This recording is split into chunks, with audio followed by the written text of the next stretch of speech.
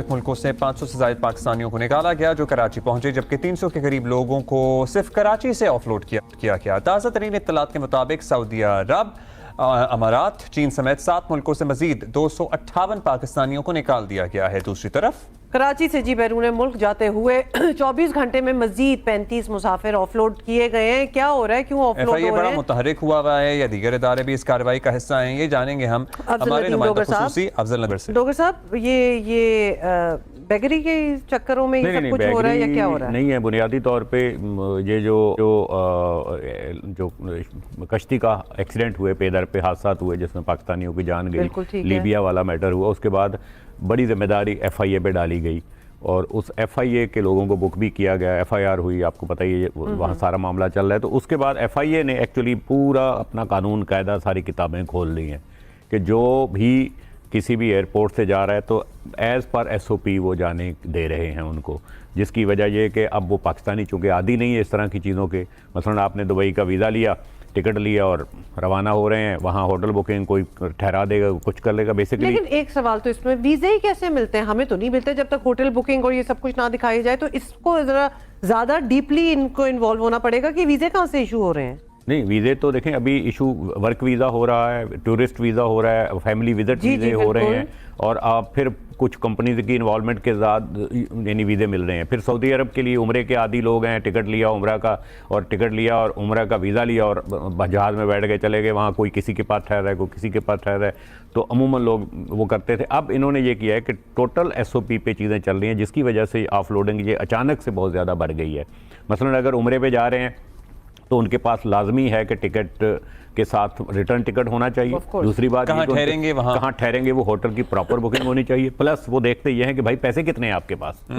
तो वो पहले जाते थे कि ठहरा किसी ने दिया, घुमा किसी ने दिया, खर्चा किसी ने कर दिया। जाहिर है पाकिस्तानी वहाँ बहुत सारे, अब आपके पास होना चाहिए। बुनियादी तौर पे इन्होंने क्रेडिट कार्ड रखा है, क्रेडिट कार्ड नहीं, वो कैश देखते हैं कि उसकी हैसियत देखते हैं कि कार्ड में क्या है, वो तो नहीं वो कर सकते, लेकिन वो देखते हैं कि अखराजात के प्रॉपर 15 दिन के वहाँ पर खाना पीना ठहरना और घूमना फिरना या उम्रे के जो वो करने, ये सारी चीज़ें देखते हैं। तो इतने ज़्यादा लोग डोगर साहब, मतलब 500 एक जगह से, 300 एक जगह से, तो इतने ज़्यादा लोग SOPs को फॉलो नहीं कर रहे। मेरा ख्याल है कि इस प्रोग्राम की हम तो ये बताना भी यही चाह रहे हैं लोगों को कि जब आप जा रहे हैं, आपने वीज़ा ले लिया, आपने महंगा टिकट ले लिया है, तो उसके बाद आप अपने प्रॉपर पेपर जो हैं वो प्रॉपर जो हम डिस्कस कर रहे हैं ये पूरे होने चाहिए। साहब, ये लीबिया वाले जो वाक़यात हैं या जितने भी कश्ती, ये कराची, लाहौर, इस्लामाबाद से नहीं ट्रैवल कर रहे होते लोग, ये कहाँ से जाते हैं? सियालकोट से जा रहे होते हैं, फैसलाबाद से जा रहे होते हैं, छोटे एयरपोर्टों का ज़्यादातर इस्तेमाल किया जाता है। एक वो ये खबरें बीच में इस इंसिडेंट के बाद भी सामने आई थी, यहाँ पे शायद सर्वेलेंस थोड़ी बेहतर होगी,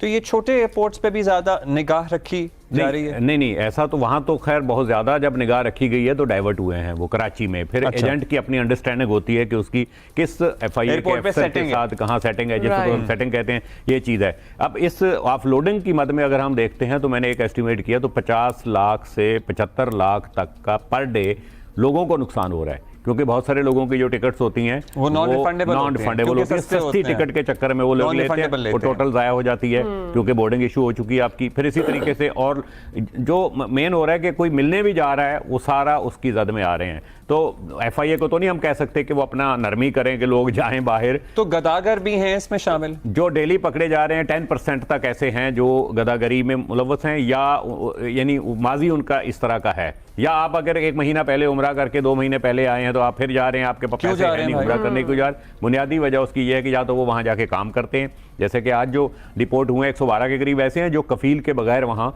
काम करते हुए उनको पकड़ा गया और वो डिपोर्ट किया। तो जो डिपोर्टीज हैं वो भी बढ़ रहे हैं। अच्छा, ये भी बता दें, जब डिपोर्ट होते हैं ये 300 जी बाहर के मुल्कों ने वापस भेज दिए, उनकी डिपोर्टेशन का खर्चा कौन उठाता है? देखिए, ये भी एक बड़ा दिलचस्पी है कि बहुत सारे ऐसे भिखारी और इस टाइप के लोग जो वहाँ पर जब उनके पास थक जाते हैं, पैसे वैसे भेजते रहते हैं अपने या किसी और जरिए से, उसके बाद वो क्या करते हैं, वतन वापस जाना है तो वो अपने आप को सरेंडर कर देते हैं, मुफ्त में यहाँ पाकिस्तान वापस आने के लिए, डिपोर्ट होने के लिए वहाँ आए। क्या पाकिस्तानी एम्बेसी उनको फैसिलिटेट करती है या वहाँ की हुकूमतें करती है? देखिए, वहाँ की हुकूमत उनको पकड़ती है, जेल डालती है, एम्बेसी को कहती है, एम्बेसी फिर उनको यहाँ पर अपने खर्चे पे यहाँ पर लेकर आती है। खर्चा अलग, खर्चा बदनामी अलग, खर्चा वो अलग है। फिर पासपोर्ट उनका फाड़ देते हैं, यहाँ आके फ्रेश पासपोर्ट बनवाते हैं, नया पासपोर्ट बना के फिर नया सफर, नई कहानी, ये सारी चीजें हो इसमें रही। तो डॉक्टर साहब पासपोर्ट ऑफिसेस को भी जरा अपने आप को अपग्रेड करना पड़ेगा कि एक दफा अगर क्लेम कर दिया कि जी हमारा गुम गया, फट गया, मतलब ये जिसको कहते हैं रिपीट ऑफेंडर्स हैं। देखिए बहुत